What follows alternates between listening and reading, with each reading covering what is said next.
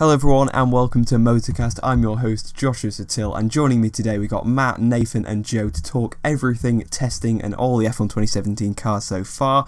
We're just going to jump straight into it, forget introductions, you got all the Twitter links down in the description below.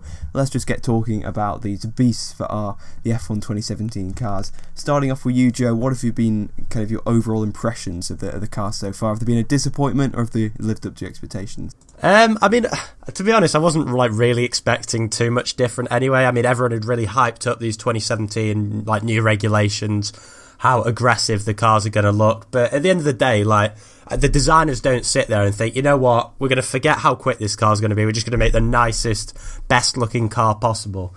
They just don't think that. You know, at the end of the day, it's all down to performance. And you know, a lot of the cars this year have come back with the stubby noses. And for me, that's really no surprise. You know, they're just, once again, trying to exploit the regulations. And I think that's a bad thing, because at the end of the day, you know, it's I just hope that sort of thing does make for good racing. I mean, I'm not obviously banking on it.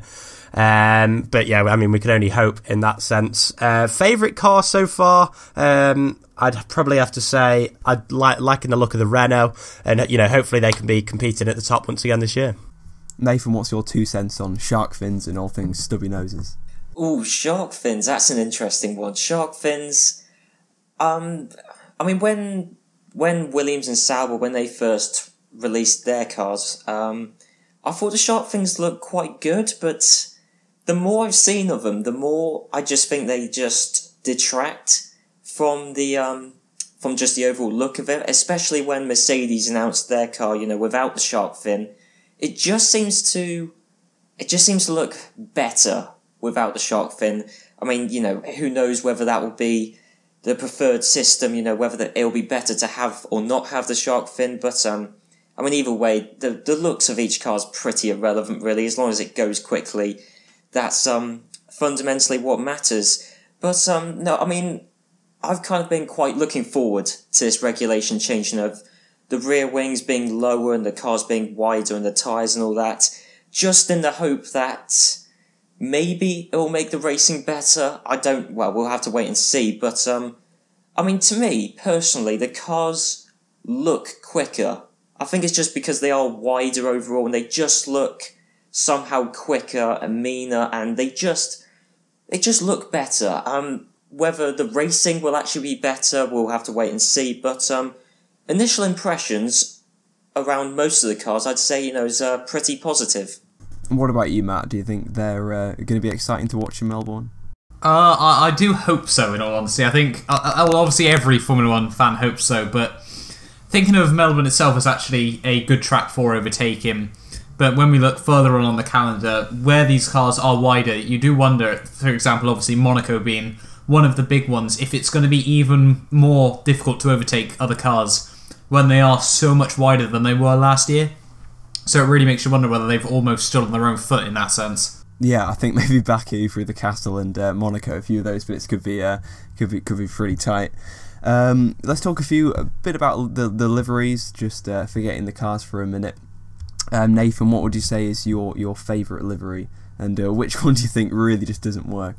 My favourite one would have to be either the Sauber. I really like the Sauber this year. I think it's very similar to the previous couple of years' Saubers, but I think just the hint of gold it's got on it, you know, celebrating their 25th season in Formula 1, I think it just makes it look so much better, I think, the Sauber. And the McLaren, I'm undecided on. I don't know. I think the problem with me is I look at the McLaren and I think it looks great. You know, it's just nice to have a bright colour back on the grid, especially as McLaren for the past 20 years. I think, from 97 onwards has been black or grey or silver, and it's just nice to have orange on it. But for me, it isn't a McLaren. That's the way I see it.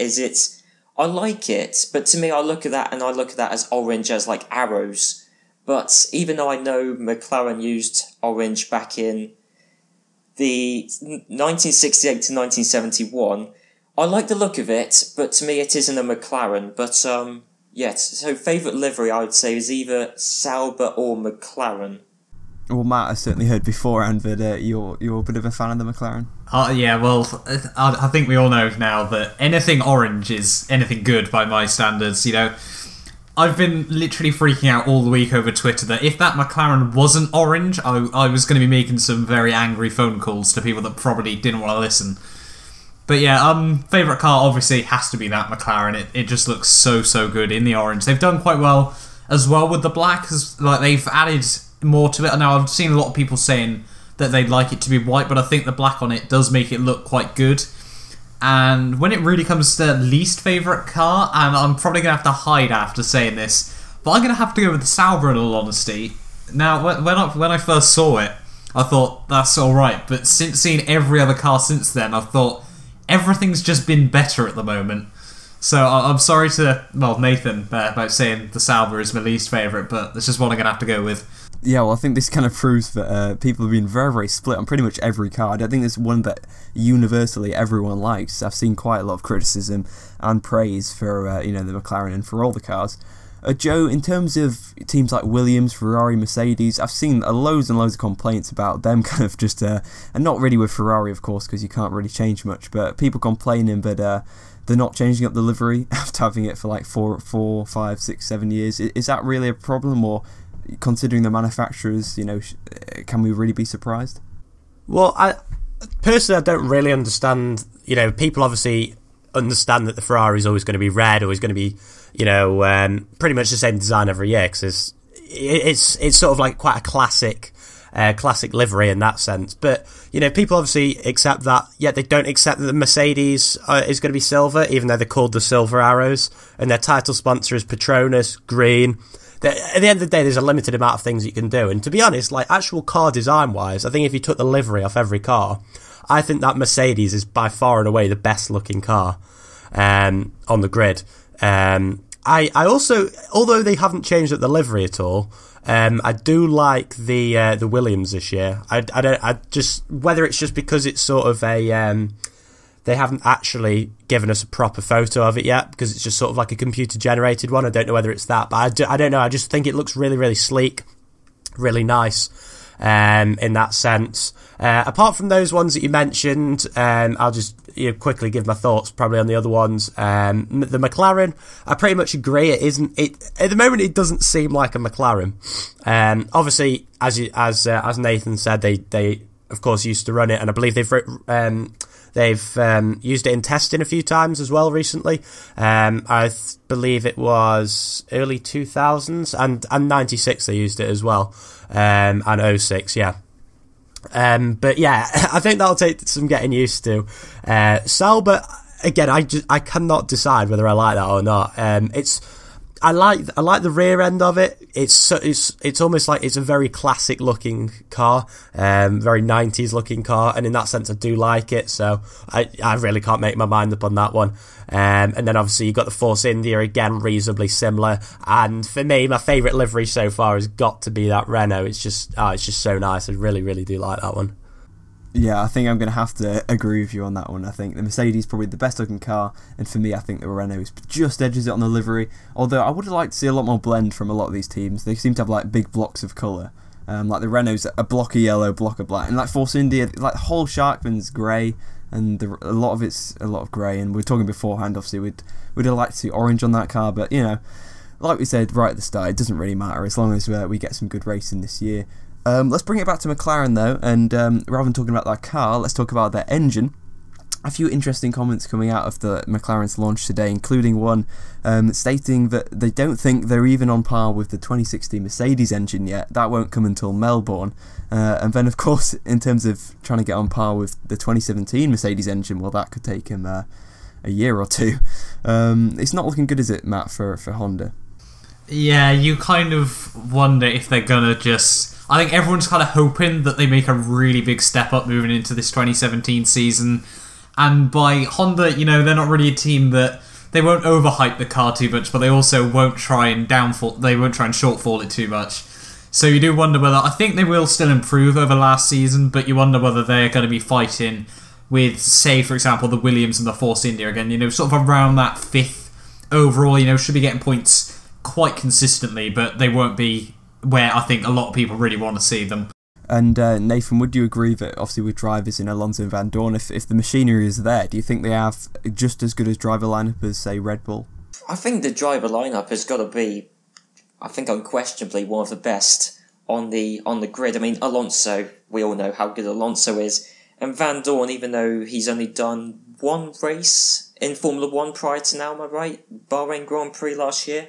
But I mean, either way, I think the driver lineup is certainly good. Van Dorn, to some extent, unproven, but I think the driver lineup's good.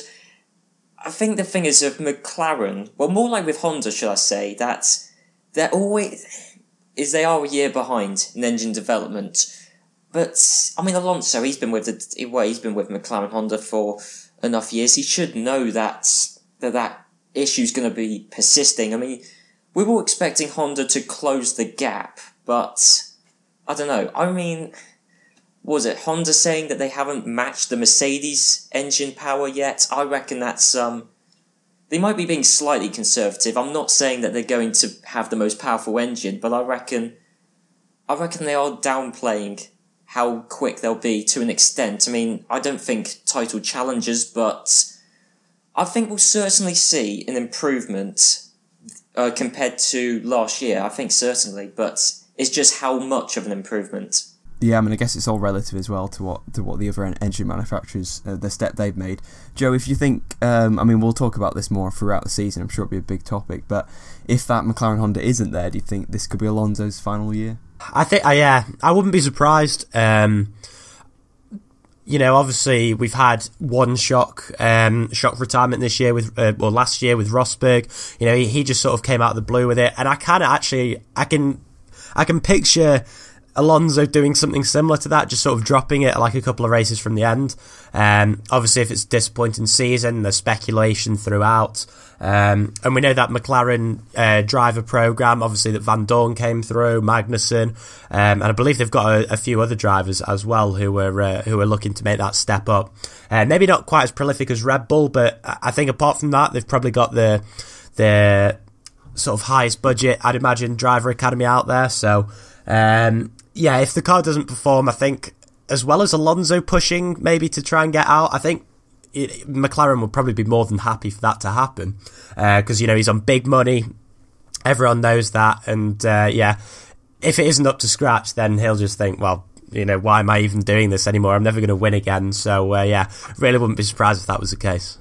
Yeah, I've got to agree there. And obviously, like I said, the Young Driver Academy, Lando Norris has just been inducted into that recently. Of course, I believe he's probably going to be the next British F1 World Champion. We've got people like Carlos Sainz who are looking for a manufacturer drive. So I think even if Alonso does go, I don't think it's going to be the end of the world for McLaren. But obviously, they do want to hang on to that superstar name.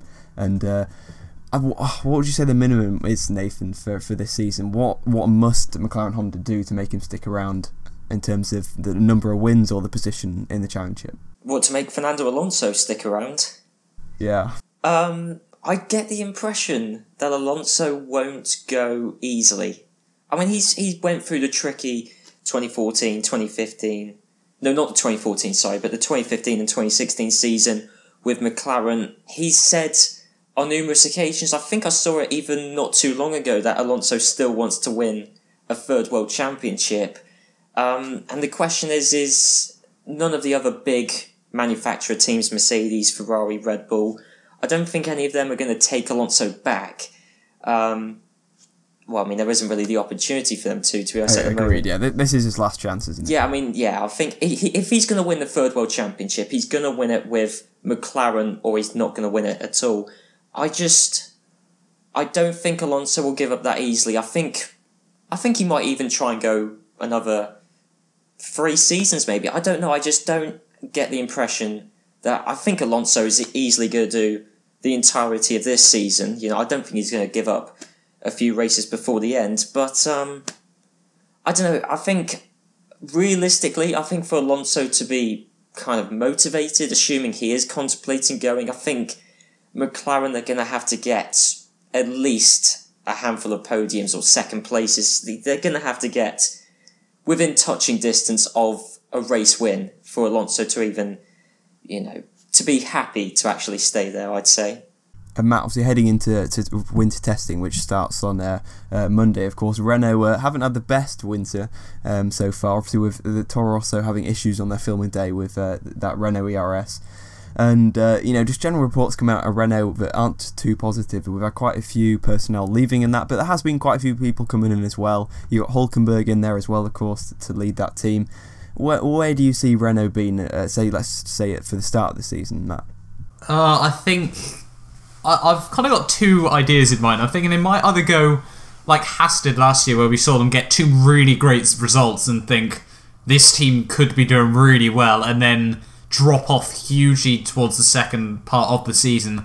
Or we see a team that just sort of gradually makes their way up the standings. Now, they've come out and said they want 5th place overall, and I'm going to be amazed if they get that. I just don't think, with everything that's happening to that team, that they'll be able to achieve 5th place overall. But I think we could see them, say, be ahead of Toro Rosso maybe. But I'm kind of... Toro Rosso and Haas, I think, might be the only two teams that they could jump this season. But obviously, I don't know, I think we won't see them any higher than 6th. I mean, Joe, that would be pretty embarrassing, wouldn't it, for Renault if they were beaten by Toro Rosso and Red Bull? They're two kind of customer teams. It's not a good look, is it, for them? No, I think that last season, to be fair to Renault, I know it was a really poor season for them, but you've got to remember that was basically a Lotus car. From a Lotus team who had very low budget. There was rumours of them even going off the grid midway through 2015. That last season was sort of, I guess, just a season to sort of, find their feet again, at least for the owners of Renault and whatnot. So they will have spent a lot of last year, developing this 2017 car. But you're right, it would be very embarrassing for them to finish, especially below Toro Rosso. But I do genuinely believe that they will be in that top 5 personally, in and around sort of for me they'll be scoring consistent points. Maybe trying to get into Q3 on a regular basis, that sort of thing. And to be fair, I think there's probably going to be a lot of teams in that sort of region. But yeah, I think so long as they're competitive this year, I think the owners of Renault will be happy, to be honest. Then, of course, looking ahead to next week, we'll start with you, Nathan. Just to kind of finish off this podcast, what's the burning question that you're dying to know the answer to, in terms of, not obviously the general question will be where is everyone, but is it the fight between Mercedes and Red Bull? Is it how far McLaren have made progress, or is it how far Renault have made progress? What are you looking for in these 8 days of testing? What I'd be most interested to find out is how well the likes of Force India and Williams, the more kind of independently run, not the more customer teams, how well they're faring up compared to, well, I guess, the best comparison for them being a Mercedes customer team would be Mercedes, but that'd be ambitious. But no, I think I'll be interested to find out where Force India and Williams primarily are, because, well, Force India did really well last season, 4th in the constructors' standings. Williams just beaten by them in the end. And we know that, a major regulation change could, Williams prior to 2014 were just, down at the back of the field as they had been for years. And, I'll be interested to find out whether Williams suddenly emerge much higher or much lower. And same for Force India, because fundamentally both of those teams have got much lower budgets than Ferrari, Red Bull, Renault, McLaren, but yet beat, Renault, but, Renault was just fragments of the old Lotus team, but they still beat McLaren, and what I'm saying is, with the regulation change, realistically, anybody could be anywhere, and it's just how well the independent teams fare up compared to the manufacturers. Yeah, Matt, do you think they're going to be caught floundering, the independent teams, in terms of the arms race? I mean, we had a bit of exchange of words between Cyril Abiteboul, of course, Renault, and Vijay Mallya, of course, with Force India. Abiteboul saying that they were going to fall behind, but then, of course, Vijay coming back saying that we've heard this before. We've heard that Force India are going to be slipping back. We've heard that manufacturers are going to be overtaking them. But at the end of the day, Force India finished 4th in the constructors last year, and go into this year with 2 solid drivers and seem to have had a pretty stable winter. Yeah, Force India, I'm a fan of the team, and it always amazes me that somehow every year they seem to improve. Even if they say back in the early days where we saw those 2 really good races where they they did get pole at Spa back in 2009. Every single season they seem to bring something extra to the table that nobody really thought they would. It's almost like every year they are the dark horse as such. But I think we won't see... I think we might see Williams fall behind a bit, but not so much Force India. And I'm not too sure whether that's just the me trying to hope that Force India still do well, or just the fact that you kind of get the sense with Williams that they go down a development route. For example, between 2014 and 2016, it was about having as good straight line speed as they possibly could. They max that out very quickly and then can't really go much further with the car. And you get the sense a bit more with Force India that they really can focus on making the car very well rounded. Not exactly the quickest, but very strong in sort of every area, which obviously will have been helped by that Mercedes power unit. But I don't think we'll see them slip back as far as the likes of Renault want them to. And Joe, just finally then, what are you most looking forward to from testing? I think it is going to be sort of to see whether Red Bull can really come up with a good car and just someone to take the fight to Mercedes, to be honest. I mean, it's going to be really, really interesting to see whether there is anybody that can get close to Mercedes. And if not, then, once again, as we've already mentioned, I think it's going to be that battle between probably, Force India, Renault, Williams, McLaren, those sort of teams who could be hovering between sort of maybe 3rd and 6th, that sort of region. Especially if, one of the big teams like Mercedes, Ferrari, Red Bull maybe doesn't come up with a great car, then, they could be possibly fighting for podiums and definitely fighting for the higher points positions. So yeah, for me, that's what I'm most looking forward to, if obviously nobody does take the fight to one team that does run away with it. But let's be optimistic and hope that there is going to be actually a fight for the win this year between more than 2 drivers. Yeah, that would definitely be, I think everyone wants that. And not just from Red Bull as well. I think I'm just going to say don't count out Ferrari. I think, say last year we had high expectations of them and they under-delivered. Maybe this year we'll have low expectations of them and they'll hopefully over-deliver. But yeah, like you said, we just basically want a good fight at the front. And if we don't get that, then let's hope Bottas can take the fight to Hamilton and at least we'll get a 2-way fight for the title. Anyway, I think that is pretty much it then for testing. Anything else you guys want to add? Don't think so, no. Not that I can think of. No. That's fine then. All your Twitter links, of course, will be down in the description below. Make sure to follow all of them. And you can also find the Motorcast Twitter link as well at Motorcast_ on Twitter. Here on YouTube as well, of course. Click that subscribe button for what hopefully will be daily testing reviews next week. We'll be back again next weekend to do the recap of the first week, and then the weekend after that for the second week, and then of course the big season preview as well, covering all of the 10 teams, making our predictions as well, probably making ourselves look a bit stupid at the end of the year, but probably will be a few wild predictions in there, but I think that is pretty much it then. So thank you all for listening, thank you all 3 of you for coming on and talking to us about testing. We managed to stretch it out about talking about cars for 25 minutes. So well done everyone. Thank you so much for watching. Goodbye.